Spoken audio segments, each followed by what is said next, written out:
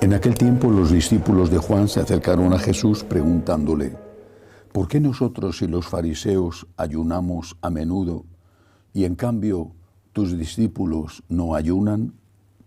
Jesús les dijo: ¿es que pueden guardar luto los amigos del esposo mientras el esposo está con él?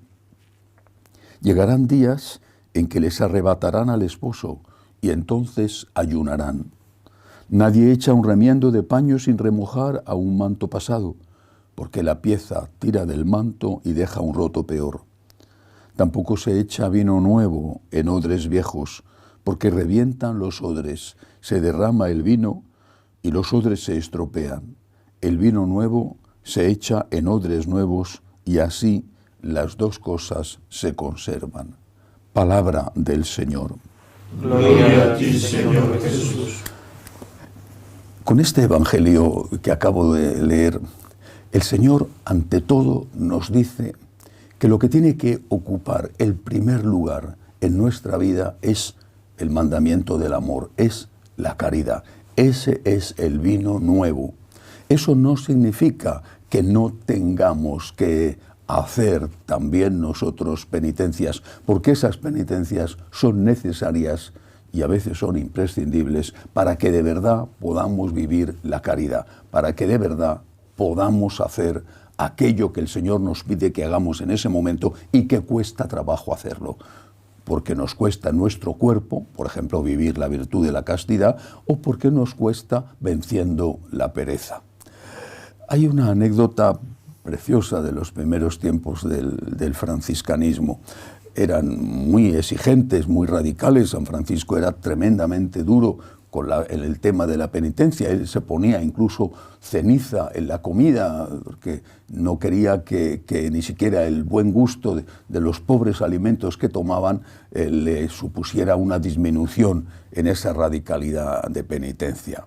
No se concedía a sí mismo prácticamente ningún capricho. Al final de su vida aceptó tomar unos dulces que hacía una de las compañeras de aquellas señoras que ayudaban a los primeros franciscanos, Jacoba de Siete Solios, y que a él le gustaban mucho. Ya al final de su vida tomó esos dulces como una especie de concesión antes de morir. Termina su vida pidiendo perdón a su cuerpo, al cual llama hermano asno porque le había maltratado muchísimo. Pues bien, en este contexto de austeridad penitencial intensísima de la primera comunidad franciscana, hay una anécdota muy interesante. Uno de esos primeros compañeros, Fray Junípero, que era un hombre muy sencillo, pero un fiel seguidor de San Francisco, ellos dormían, los frailes dormían en un dormitorio corrido, sin departamentos, ponían unos jergones de paja en el suelo y ahí dormían uno junto al otro. Pues bien, uno de los frailes estaba, esa noche por lo menos, que estaba desesperado por el hambre. Tenía mucho hambre y en pesadillas o despierto o como fuera, empezó a decir que tenía hambre y que se moría de hambre. Quién sabe si habrían comido o cenado a lo mejor nada más que unos mendrugos secos de pan. El caso es que tenían un cerdito en el convento y Fray Junípero se despierta a mitad de la noche oyendo a su hermano que tiene hambre. Se levanta, va al cerdito y, bueno, son cosas de la Edad Media, pero lo cuenta así, las florecillas, va al cerdito y le quita una pata al cerdito y la pone a cocer para darle de comer a su hermano que tiene hambre. Y este gesto no fue criticado por San Francisco. ¿Por qué? Porque lo primero era la caridad, lo primero era el amor. Y cuento esta anécdota de gente que era extremadamente rigurosa en la penitencia, con unos niveles que a nosotros hoy nos parecen demasiado, nos parecen incluso inhumanos. Era la Edad Media.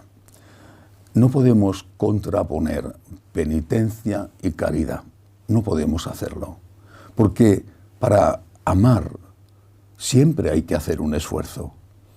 Amar es salir de ti. Amar es pensar en el otro antes que pensar en ti mismo.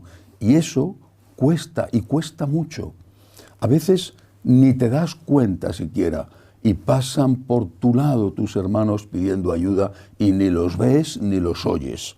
Y otras veces que te das cuenta, miras para otro lado, porque ayudar a esa persona, o perdonarla, o pedirle perdón, eso implica un esfuerzo, eso implica un sacrificio. Por eso la Iglesia siempre ha insistido en la necesidad de la ascética, de controlar el cuerpo, de no darle a tu cuerpo todos los caprichos que tu cuerpo te pida, porque no vas a poder luego hacer aquello, hacer esos esfuerzos que la caridad exige.